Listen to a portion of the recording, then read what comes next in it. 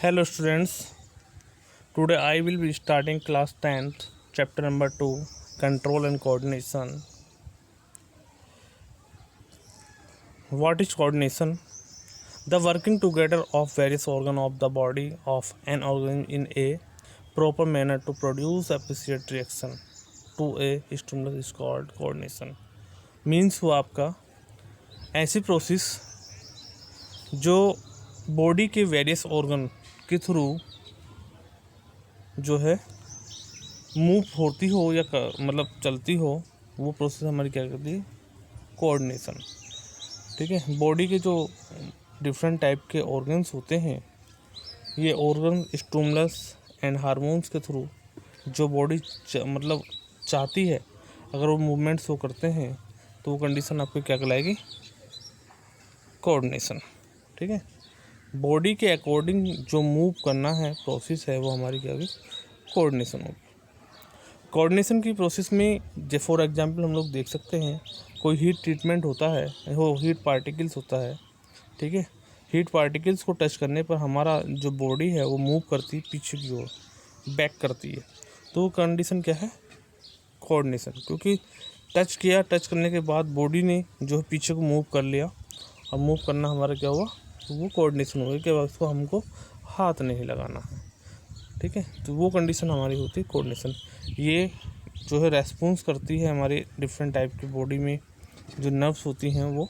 ठीक है, next condition क्या है, दूसरा एग्जांपल हम लोग देख सकते हैं कि सनलाइट की प्रेजेंस में या सनलाइट्स को हम लोग जो है डायरेक्टली जो है अपनी नेक्ड आई से नहीं देख पाते। उसका कारण क्या है कि वो एक तरीके से हमारी बॉडी को सेंसिटिव करती है, और जो हमारा कोऑर्डिनेशन सिस्टम है वो बॉडी को सन से आई टू आई कॉन्टैक्ट से रोकती है।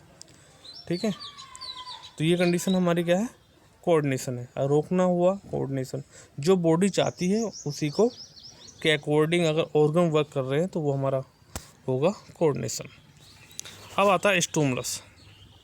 स्टिमुलस क्या है, डिफरेंट टाइप के इन्वायरमेंटल चेंजेस होती हैं, और उन इन्वायरमेंटल चेंजेस के अकॉर्डिंग, ठीक है, जो ऑर्गेनिज्म है वो रिएक्ट करता है, वो कंडीशन हमारी क्या होगी, स्टिमुलस होगी।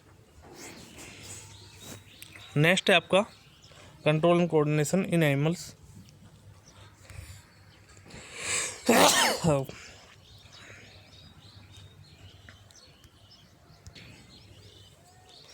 एनिमल्स में टू मेन सिस्टम होते हैं कंट्रोल एंड कोऑर्डिनेशन के लिए। एक नर्वस सिस्टम होता है, दूसरा जो है सेकंड आपका एंडोक्राइन सिस्टम। तो फर्स्टली हम लोग देखेंगे नर्वस सिस्टम क्या है। नर्वस सिस्टम मेडअप जो होता है आपका, एक सेल होती है जिसको कहते हैं हम लोग न्यूरॉन्स या nerve cells.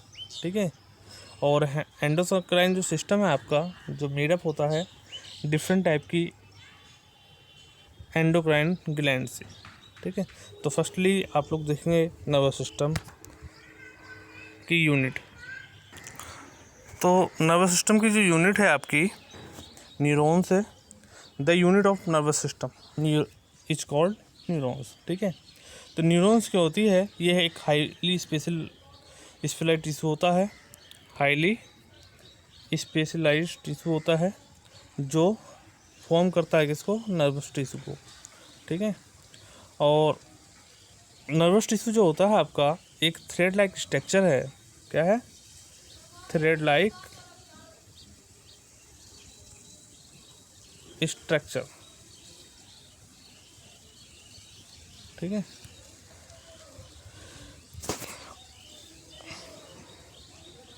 Thread like structure होता है। और न्यूरॉन जो है हमारी नर्वस सिस्टम की, ये कह सकते हैं कि जो हमारी बॉडी के अंदर एक कंट्रोल एंड कोऑर्डिनेशन टिश्यू है जिसको कहते हैं नर्वस न्यूरॉन्स। ठीक है, न्यूरॉन्स जो है एक आपकी क्या है, मतलब नर्वस सिस्टम की फंक्शनल एंड स्ट्रक्चर यूनिट होती है। ठीक है, इसको हम न्यूरॉन्स भी कह सकते हैं, नर्व सेल भी कह सकते हैं, और ये कंसिस्ट होती है 3 पार्ट से। तो एक सेकंड पॉइंट हम एक और बताना चाहते हैं, ये जो है लार्जेस्ट सेल होती है इन ह्यूमन कह सकते हैं या एनिमल्स कह सकते हैं, एनिमल इन एनिमल्स। न्यूरॉन जो है आपकी ये लार्जेस्ट सेल होती है एनिमल्स में, ठीक है। तो न्यूरॉन कंसिस्ट होती है 3 पार्ट से, आप लोग देखेंगे 3 पार्ट्स कौन कौन से हैं। फर्स्ट है आप लोग साइटोन, इसको हम सेल बॉडी भी कहते हैं, सेल बॉडी। सेकंड आपका डेंड्रॉन या डेंड्राइट्स, एंड थर्ड आपका एक्सोन। तो फर्स्ट आप लोग देखेंगे साइटोन। साइटोन the main part of neuron, ये वाला जो पार्ट होगा आपका न्यूरॉन का, अब ये डायग्राम भी एक्सप्लेन करेंगे, चलो उसमें देख लेंगे।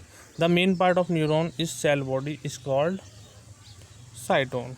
It is collect information through dendrites, जो डेंड्राइट्स होंगी ये वाली, ठीक है, उनसे कलेक्ट करता है इन्फॉर्मेशन को और ट्रांसफ़र करता है किसको, एक्सोन को। नेक्स्ट कंडीशन क्या है, नेक्स्ट पॉइंट है आपका डेंड्राइट्स। डेंड्राइट्स ये क्या है, एक साइटोन से लगी हुई स्ट्रक्चर होती हैं जो वन भी हो सकती है और मैनी भी होती है।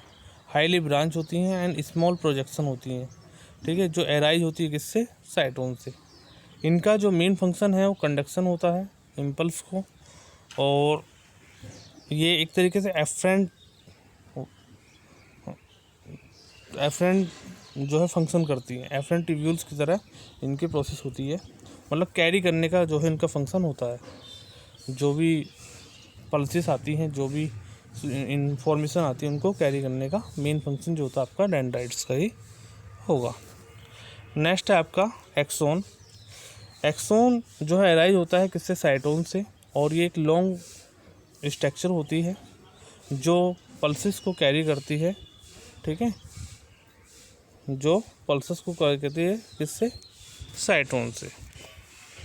और ये मतलब सूचनाओं को जो है एक सेल से दूसरी सेल्स में ट्रांसफ़र करने के लिए करता है। ये इफरेंट है, मतलब बाहर भेजता है एक्सोन जो है, ठीक है। तो ये आपका जो है आप क्या बोलते हैं, नर्वस सिस्टम की यूनिट को हमने एक्सप्लेन कर दिया है। आप लोग देखेंगे कि जो न्यूरॉन्स है वो 3 पार्ट से कंसिस्ट होती है, axon, cyton, dendron and axon, ठीक है। ये लार्जेस्ट सेल होती हैं ह्यूमन बींग्स में या एनिमल्स में कह सकते हैं। और जो है जो नर्वस टिश्यू है, ये नर्वस सेल है, न्यूरॉन है, ये आपकी क्या है, एक स्पेशल टिश्यू है, ठीक है, जो केवल कुछ ही एनिमल्स में देखने को मिलता है।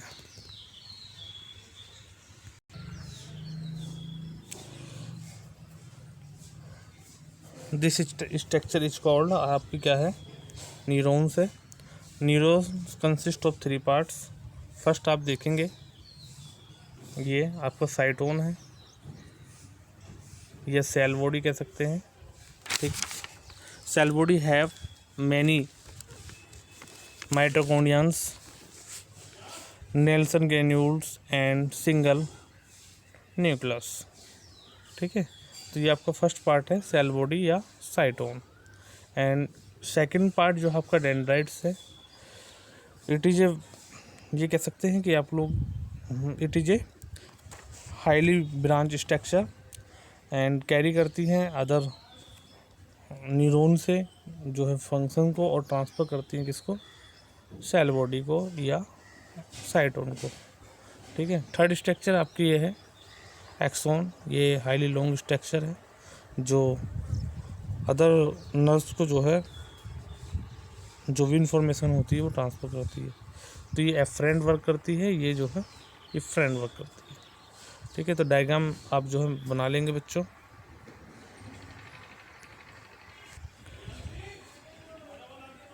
नेक्स्ट पॉइंट है आपका क्लासिफिकेशन ऑफ न्यूरॉन्स। फंक्शन के अकॉर्डिंग जो है न्यूरॉन्स 3 टाइप्स की होती हैं। फर्स्ट आप देखेंगे सेंसरी, ठीक है, ये एफरेंट प्रोसेस करती हैं, जो कि इसको कह सकते हैं हम लोग कि जो पल्सेस हैं उनको कैरी करने का जो फंक्शन है वो इन्हीं का होता है। पल्सेस को कैरी करने का फंक्शन आपका इन्हीं का होगा। ठीक है, नेक्स्ट जो है, और सेंट्रल नर्वस सिस्टम को ये सेंसरी ऑर्गन उन पल्सेस को जो है ट्रांसफ़र करती हैं। नेक्स्ट है मोटर। ये जो है